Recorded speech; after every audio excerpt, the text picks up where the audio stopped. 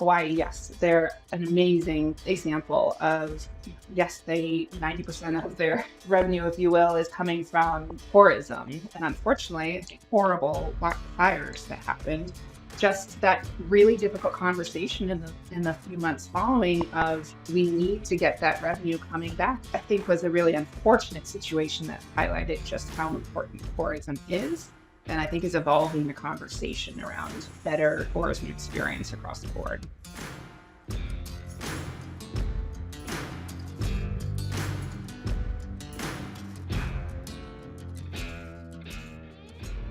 Welcome to the Backcountry Marketing Podcast. Today, I'm sitting down with Kylie Kullack. She is the head of client engagement at Struck. Kylie, you oversee the engagement and strategy teams at Struck. Welcome to the show. Thanks for having me, Fold. Great to be here. Yeah, I'm excited for our conversation today. I don't know that I've seen this conversation had much. We're going to be talking about tourism and marketing. And tourism is an interesting topic these days. There's a lot of feelings around tourism. And who better to talk to about this than one of the best agencies out there for tourism marketing destinations? Struck has worked with a variety of different destinations. Most notably, I think folks would probably be familiar with your Mighty 5 Utah campaigns and the Live Life Elevated campaign for Utah. So I'm excited to dive in. I think this is going to be a fun conversation, and I appreciate your willingness to talk about this strange time that we live in with marketing and tourism and overpopulation of some of our public lands.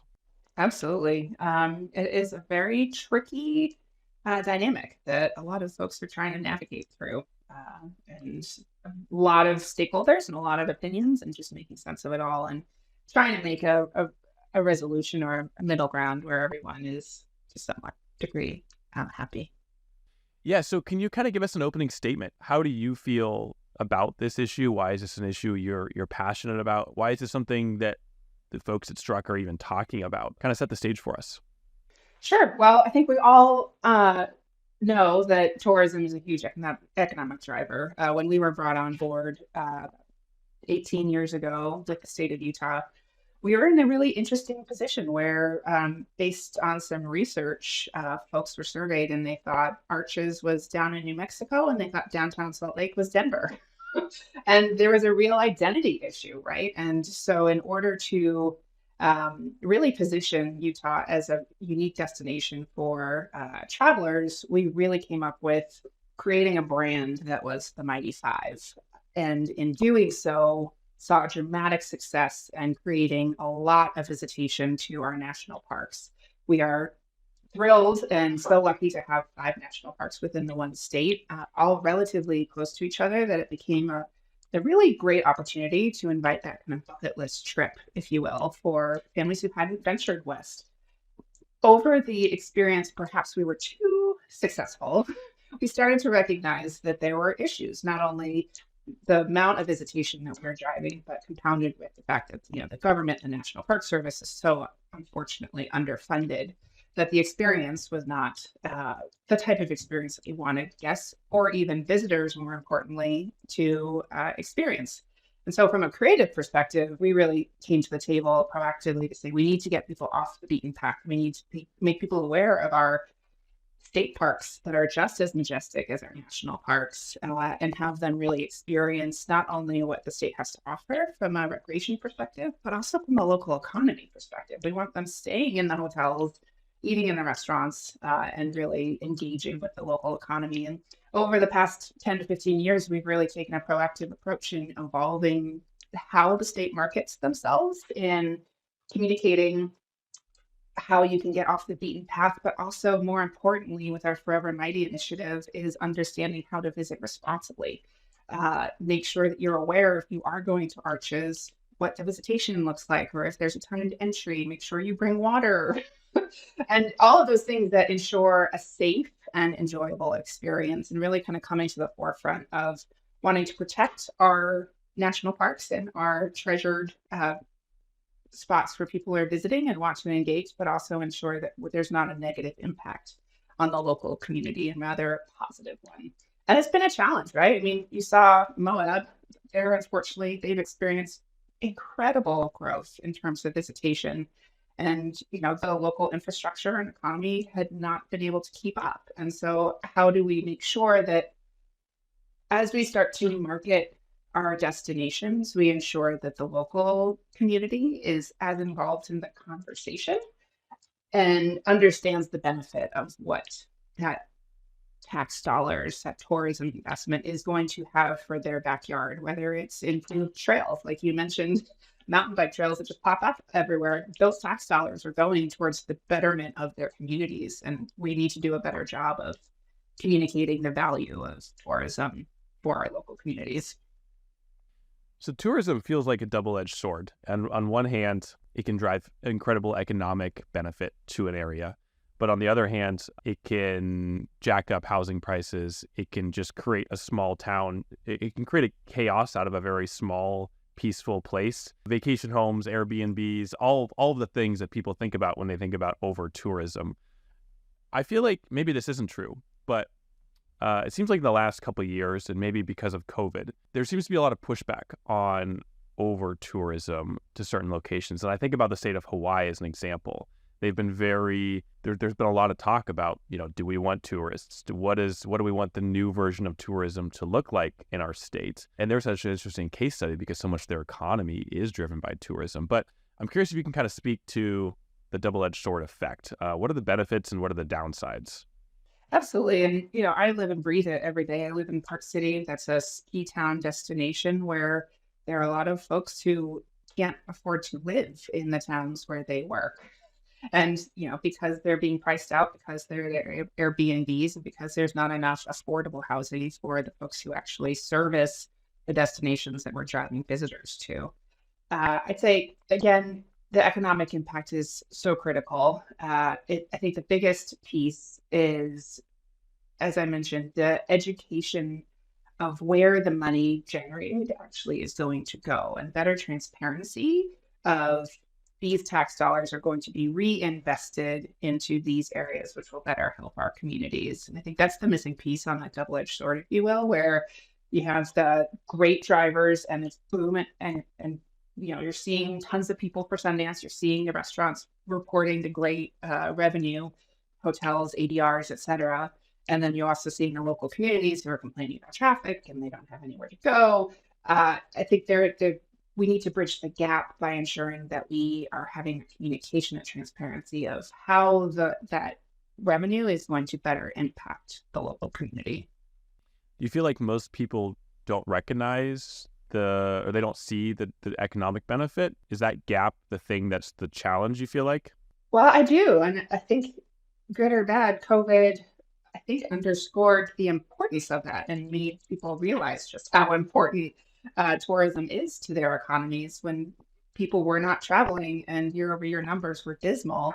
I think, unfortunately, it became a bit of a light bulb of, wow, we really do need tourism. If this is going to be the industry that I work within and is my livelihood, I need to make sure that I'm more engaged. And I think there has been a lot more engagement with destinations and maybe those who have experienced more of the pressures that tourism and visitation drives of wanting to be more involved in what tourism looks like and how it can benefit their community. I mean, Hawaii, yes, they're an amazing example of, yes, 90% of their, revenue, if you will, is coming from tourism. And unfortunately, I think we saw with horrible fires that happened, just that really difficult conversation in the few months following of, we need to get visitors back to our islands. We need to get that revenue coming back. And sure, there's certain areas that unfortunately were still being rebuilt and assessed, but it I think was a really unfortunate situation that highlighted just how important tourism is, and I think is evolving the conversation around and engaging those stakeholders who can be very loud stakeholders in the conversation for a better tourism experience across the board. Yeah, and this is I don't know if it's unique to the outdoor world, but this story seems to be told time and time again. There's so many towns throughout the country that have, for whatever reason, industry has left and the local economy starts to disappear and Main Street starts to shut down. And then we made a film about this, about how mountain bike trails can revitalize an economy and how they can build community. And then you see places that blow up once they embrace outdoor recreation, and make it a thing. That can be great to a point, but then beyond that point is what happens, I suppose, in Utah when everyone shows up to your 5 national parks and you can't find a place to sit down or just enjoy a nice view without bumping into someone's shoulders. So it's a problem everywhere. But I'm curious, from a marketing perspective, I don't hear any marketers talking about, what role do we play in this? What responsibility do we have towards this complicated problem? Why is this something that you feel passionate to talk about and to entertain? Absolutely. I think Struck and our team has been incredibly in the forefront of ensuring that we're thinking 5 years, 10 years down the line. And we are very successful in working with the clients that we work with and help them achieve and generate the results that they're looking for.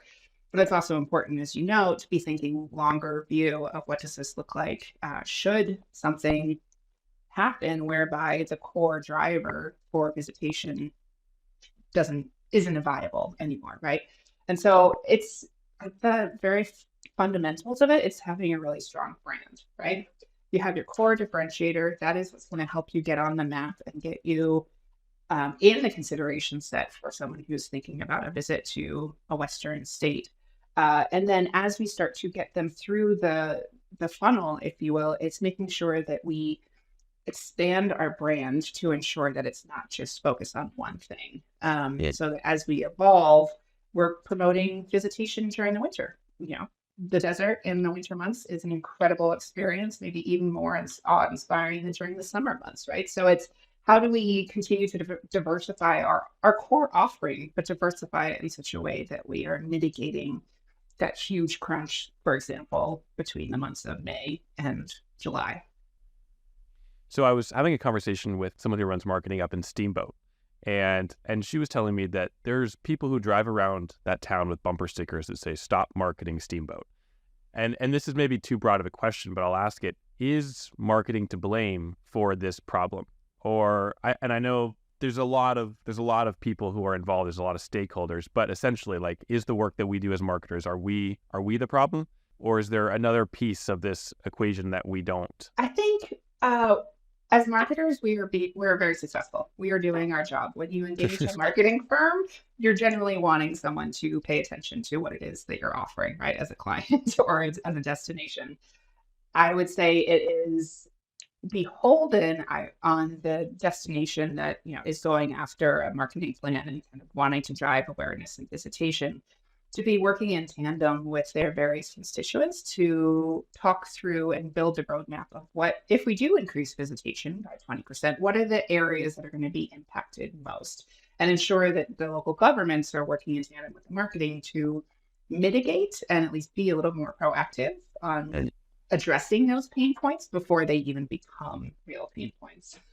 I see. Whether it is more housing, whether it is infrastructure, right?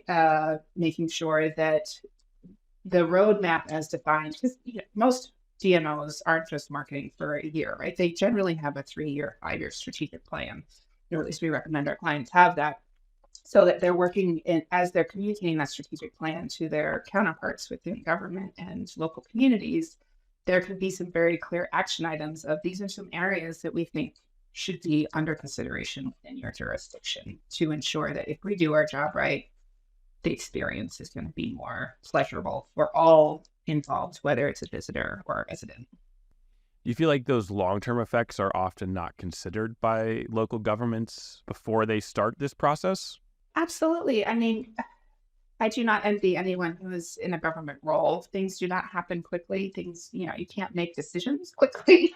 And something like a 5-year, 10-year strategic plan seems very, I can imagine, overwhelming and not as tangible to fix on the day-to-day. So definitely there is tons of improvement that can happen between the DMOs working with their local government parties to ensure that what does a successful roadmap look like, and how are we going to ensure as each of the teams are progressing through that roadmap, we're addressing issues that we're anticipating or even didn't anticipate and can pivot to address. So if you guys could wave a magic wand through any of your marketing efforts and you could solve one thing that would alleviate a lot of pressure from locals towards their attitude towards tourism. What do you guys commonly find? What are you commonly helping people understand? I think I think a lot of it, unfortunately, has become the onus of the DMO, right? So it used to be destination marketing organization. I think you've seen within the industry, a lot of them over the last 2 to 3 years have now changed to destination management organization. And Mm, that is taking on, I totally understand why they've made that shift and what they have had to absorb in addition to marketing the destination. But it makes their job so much more difficult because they're not only doing the marketing, they're trying to manage stakeholders with different, obviously, opinions, different goals, and then also, making sure that we have seen that there isn't a clear alignment of here are our key goals and here are the priorities, and we can't address everything at the same time. And it really takes strong leadership from that DMO perspective of we understand the full dartboard of all the things that need to be fixed, but what are the most crucial that we need to focus and prioritize that we can then start to work our way down the list. And I think having that really strong leadership and working with clients who understand that they can't do everything and they can't make everybody happy. But if they can prioritize and communicate what they believe are the biggest priorities and make sure that they're communicating that in a regular and transparent manner to those very loud stakeholders, I feel is a really great solution that we're not seeing happen as often as we would like. What might some of those priorities be if you had to average those out across some of the various DMOs you work with? What's at the top of that list? I mean, I think it's prioritization of understanding what success looks like. And that sounds very vague, right? But at the heart of it is yes, we want more revenue. But yes, we also want the people who live here to stay here and to enjoy living here. And so I would say it's making sure that there is alignment within the community of what their community success looks like and what that future state would be desired to be so that then you can build the various tactics and marketing and other government plans to align to that. Mm. Yeah, so revenue, happy residents, and then just an alignment amongst the general community towards where we're going. Is that something that communities are doing? Are they having active, ongoing conversations about what do we want our community to look like in 5 years? I think they are. I know for a fact that that's happening within Park City from a community perspective, and more specifically around kind of a strategic plan around sustainability and ensuring that there is I think Jennifer has done an incredible job aligning and engaging the full community to get all of their input, develop that strategic plan, and keep the community involved at key kind of milestones throughout as they work through their plan to ensure that the community is still engaged and aware of the progress that they're making.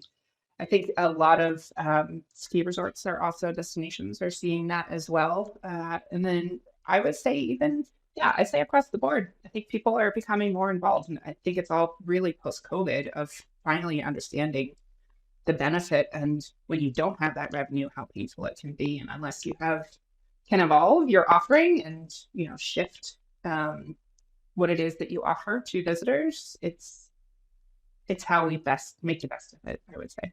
Hmm.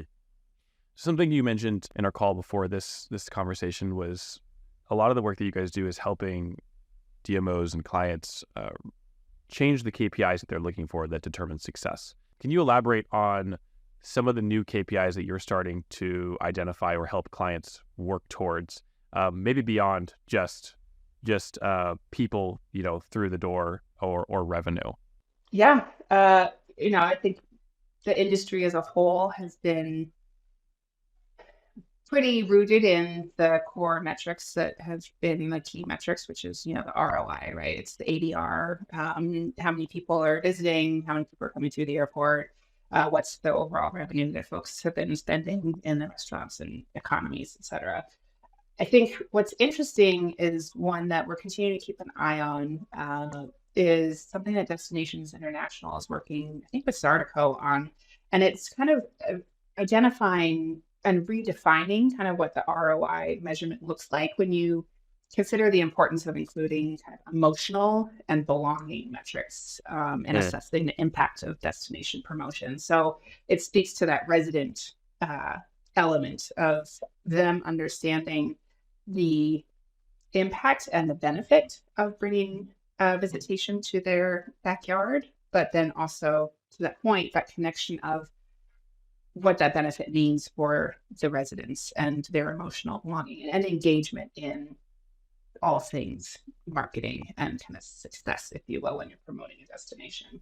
So thank they're just starting to feel this out. And I think they're doing a bunch. I think it's over a year that they're going to be doing these different surveys and kind of really assessing within different communities so that communities can then kind of opt in, if you will, and see how they're progressing and on that scale, which again, to your point, I think it invites more participation from the local community and those stakeholders who might be a little bit more vocal for the cons of, you know, visitation.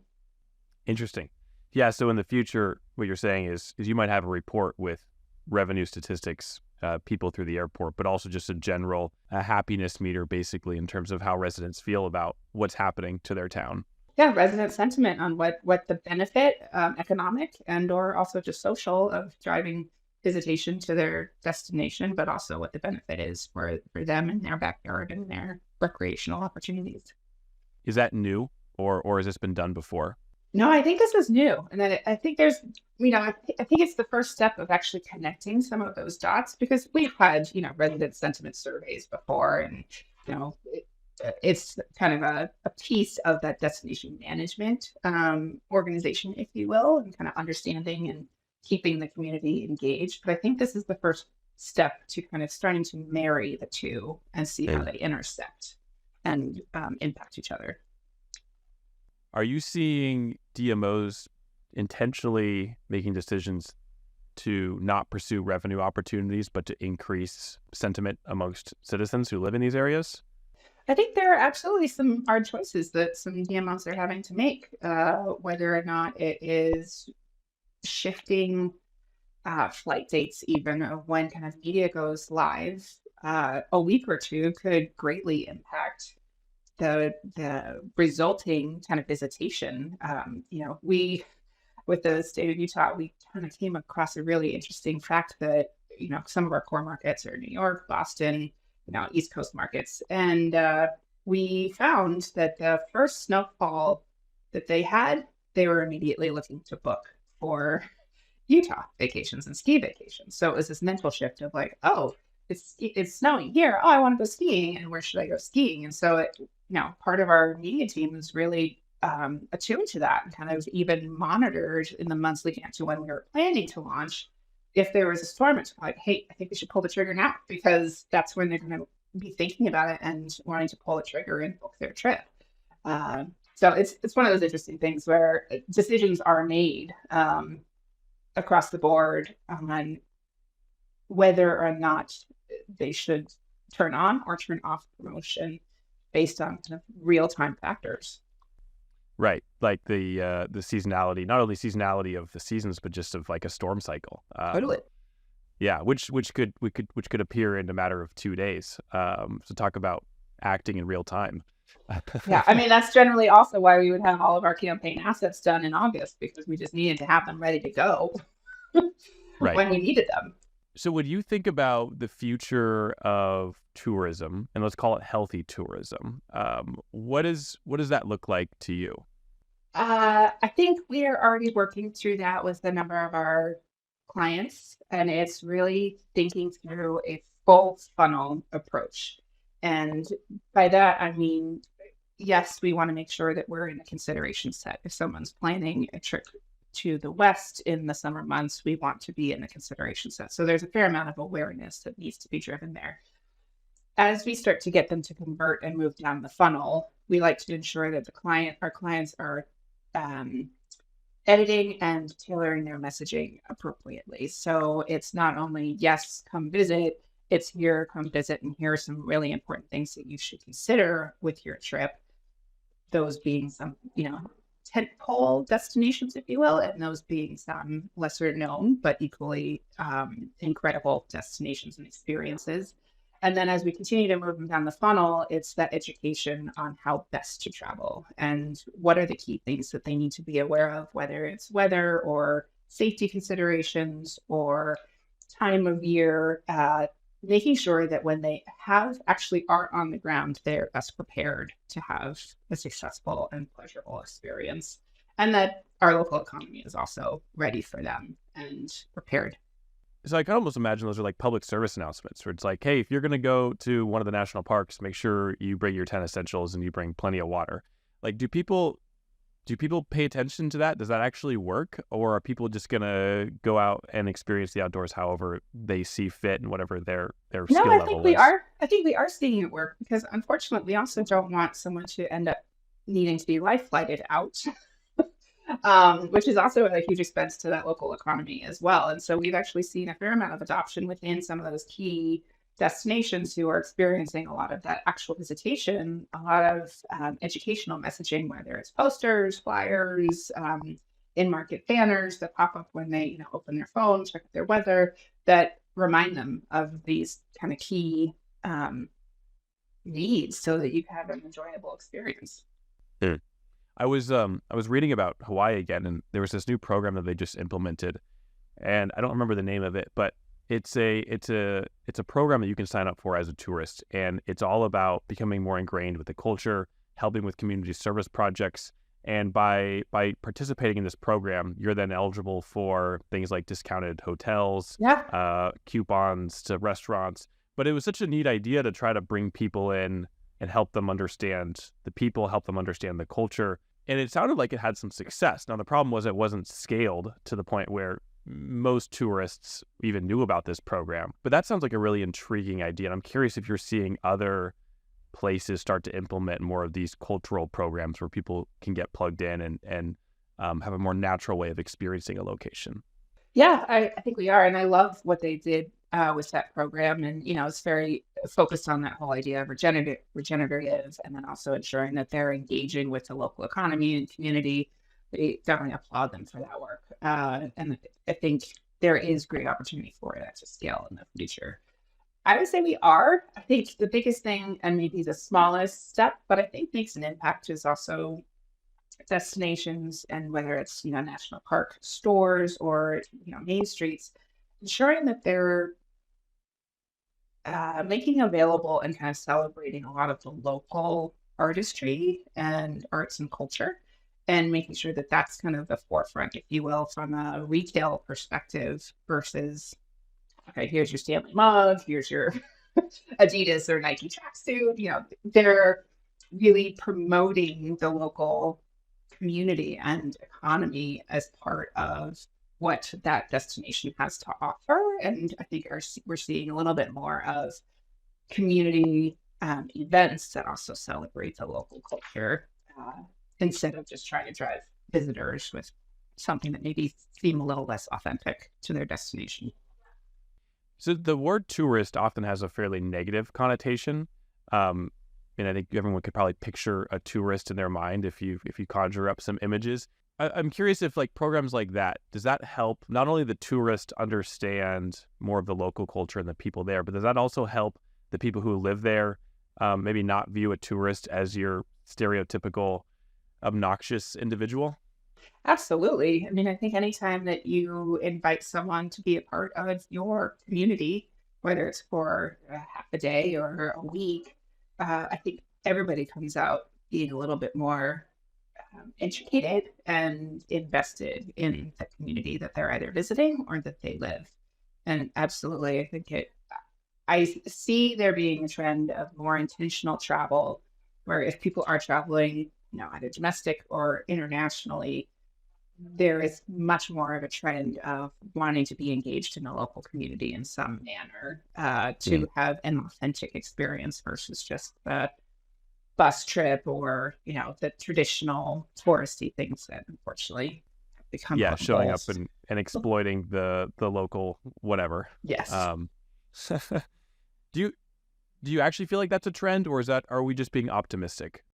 I think it is the trend. I feel like I've read a little bit about it with maybe the last Skip report, and I think people are, if they are going to travel and invest in travel, they want to ensure that the experience is what they're expecting, and then also that the experience is a little bit more authentic to the destination, and you're not just staying in the hotel compound. And, sure, you're in Italy, but did you really see any of Italy if you didn't leave the hotel once, kind of thing? Um, so I think it's a little optimistic, but I think it's optimistic because it is, I think, starting to become an interest. And that's kind of one of the things where it's going to be really interesting to see how AI kind of plays out with tourism. Some folks have even started using AI for their trip itinerary generator, and I think there's a little bit more of a learning curve for us to really understand how we can best use AI so that the customer experience is what they ultimately are looking for and, promised, if you will, when they're kind of developing any itineraries using AI. So I just recorded an episode yesterday, all about AI and how Cool. AI is might change everything in our industry. Let's pull on this thread a little bit. Where do you feel like, what are some of the biggest changes that AI might have on the travel destination industry? I think it could greatly disrupt our traditional booking process and the tools by which I think have been somewhat, ever present, the booking.coms, the TripAdvisor, if you will.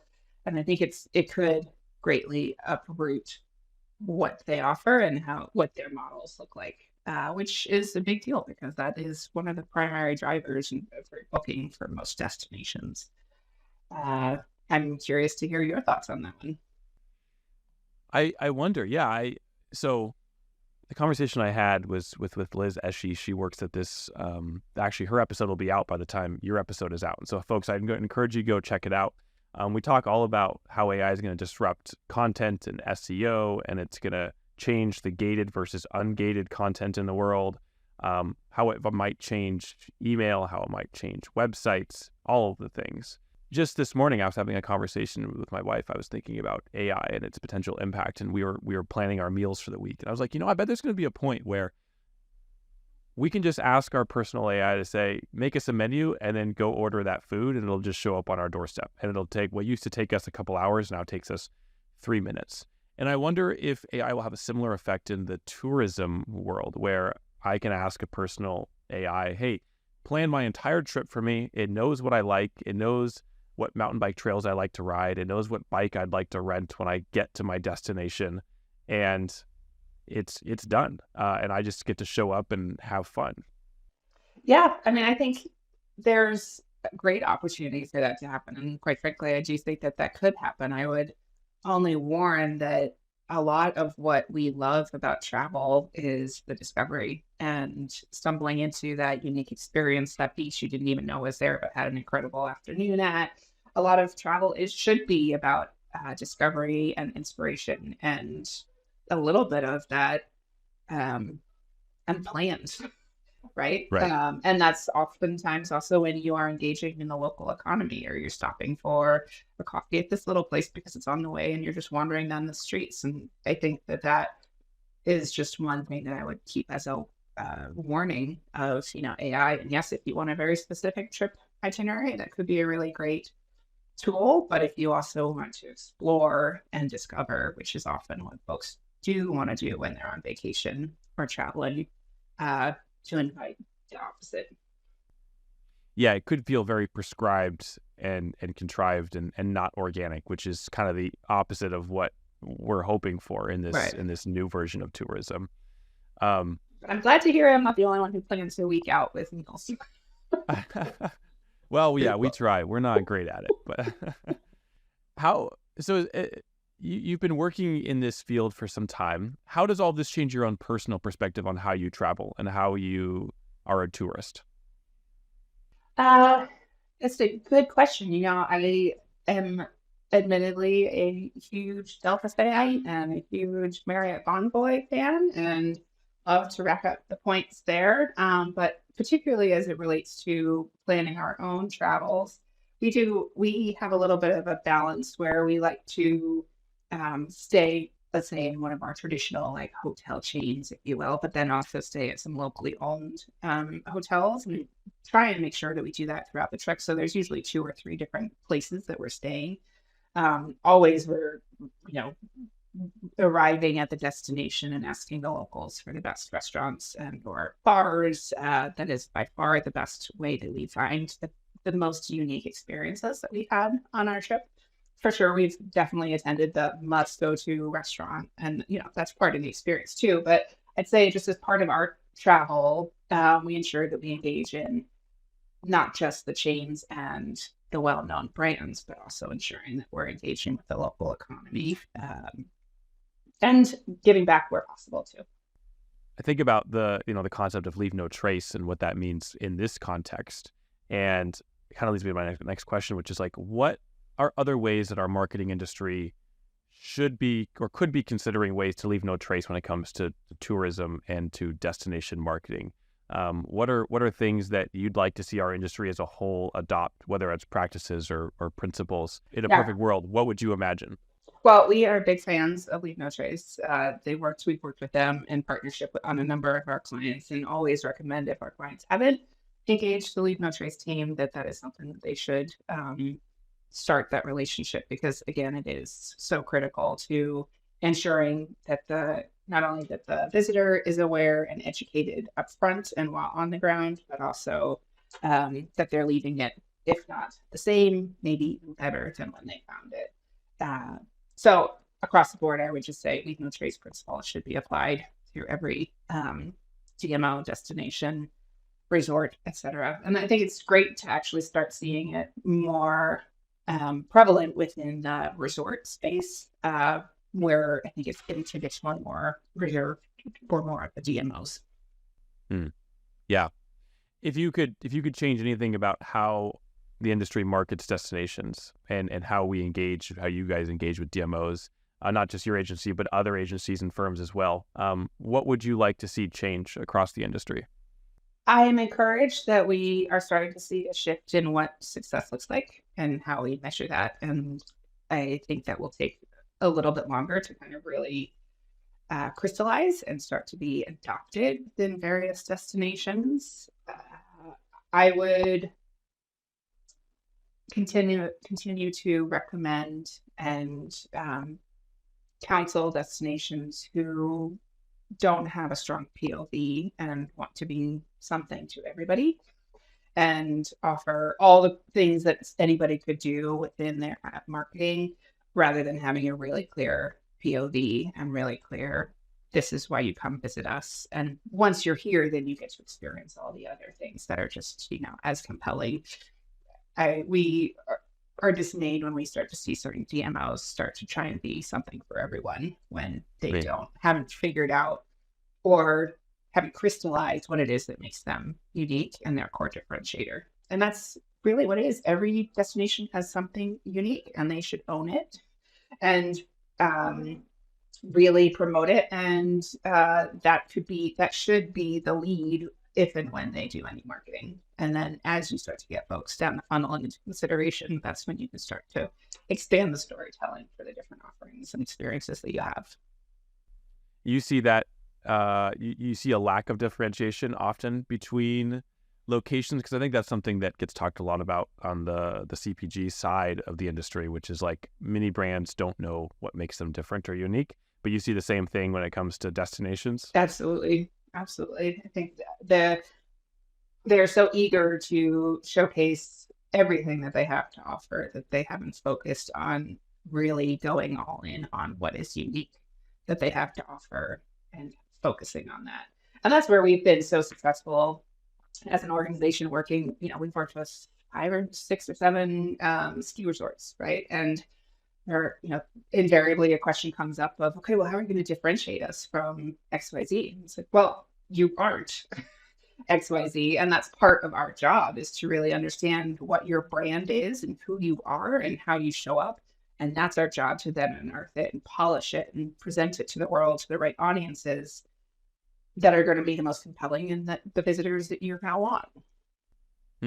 So yeah, share more there. Can you show us some of the ski resorts you've worked with and the Sure. differentiators between the two? Because at face value, it's like, well, a ski area is a ski area. They all have snow, right? But Absolutely. obviously there's more to it than that. But I'm curious how you articulate that differentiation. Yeah, really good example is the work that we've done with Snowbird. They were pretty similarly about 8 years ago in the position where they were, as a ski resort in Utah, they were promoting in their marketing materials a family-friendly destination, somewhere where you could take your family to learn to ski. If anyone has skied at Snowbird, you know that that is not the place that you take your family to ski unless they are an advanced skier family. And so it was, when we started to engage with them, we said, listen, again, you can't be something to everybody. And we went through a really rigorous kind of brand positioning exercise, really understand who they are, really understand who their core audience was.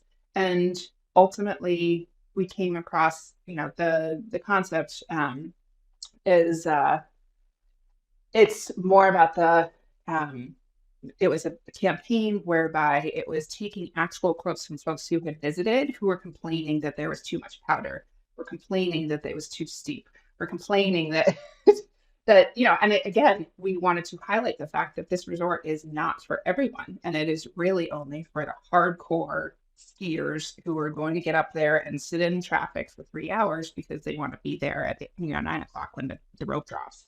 And it was wildly successful, still gets talked about today. And I think one of the greatest things about that campaign was not only the success, and they saw a great success from that, but was having a conversation with their internal teams and staff who finally were so thrilled. They're like, yes, this is our brand. This is who we are. This is, yes, like we are invested in this. We want to work for this resort because this is who we are. And it was kind of the full adoption and representation of the brand, because your brand is not just a logo or a campaign. Your brand is the experience that your visitors experience throughout their day, whether it's through the resort property, whether it's through wayfinding, whether it's through their engagement with staff or on the lift. Your brand is all of those experiences in one. And it was just so great to see and hear such passion from the team that, yes, this is who we are, and kind of that manifestation of that. Whereas we also work at Deer Valley Resort, right? That's a very different brand, very different experience. And again, it's focusing on what it is that makes them unique and really driving that home in a compelling way. So you mentioned something there that actually, I'm going to throw this at you and let me know how this sits. In the process of finding who a location is, a destination is, you find out who your audience is. You know who you find clarity around who you're talking to, who you're trying to bring to your location. Does that help or hinder the over-tourism problem? Because I'm imagining if you know who you're talking to, you're trying to find a bunch of hardcore skiers to show up, and you've now identified and you've positioned the resort for that population, you're finding the right people to come and experience what you have to offer, rather than bringing everyone who maybe isn't a good fit for what you have, and then people are running into each other, maybe literally on the slopes. Am I grasping at straws Yeah, there, or no, is there I something think there? that's totally fair. I think another key important factor is the beauty of understanding who you're talking to and really being focused, and your audience is also, not every resort has huge marketing dollars to put behind paid media, right? And you need to be efficient in ensuring that you are targeting the right folks and getting that return on investment, getting those folks to visit. I would say the little wrench in kind of that statement is, of course, your passes, right? Your Icon Pass, that Sure. causes a little bit more of a pain point, if you will, in terms of the right visitation. But I think that is starting to evolve as well. Well, that's a whole nother podcast Yeah, I conversation. don't know if we have time for that today. Well, Kylie, we covered a lot. Is there anything that we haven't discussed that you'd like to share? No, I mean, I just love this conversation, and this is what we love to live and breathe, and help our clients figure out really tough challenges, and what we like to do. Well, I appreciate it. And as I mentioned when we started this conversation, I don't know that there's many marketers who are talking about their role in this challenge that many towns and locations across the country, the world face. And so it's neat to hear a little bit behind the scenes, underneath the hood for what you guys are doing and how you're embracing embracing and adapting and working with local municipalities and citizens to try to reach a place where everyone is feeling the benefits of tourism without being without too much resentment, which is key. Because we all love to travel. We all love to get out and do the things and see the places. But I don't think any of us want to be that obnoxious tourist, but sometimes I think we all can be. But it's fascinating to learn about some of the things that you guys are doing behind the scenes to help all of us maybe be a little more respectful. So I appreciate it. No, I appreciate the opportunity to chat about it. Well, Kylie, if folks want to follow you, if they want to connect with any of the work that Struck is doing, where would you like them to head to? Yeah, I would tell them to go to struck.com. That's kind of our website. And then they can find me on LinkedIn too. And yeah, we're pretty active in posting kind of case studies and thought leadership. So give us a follow.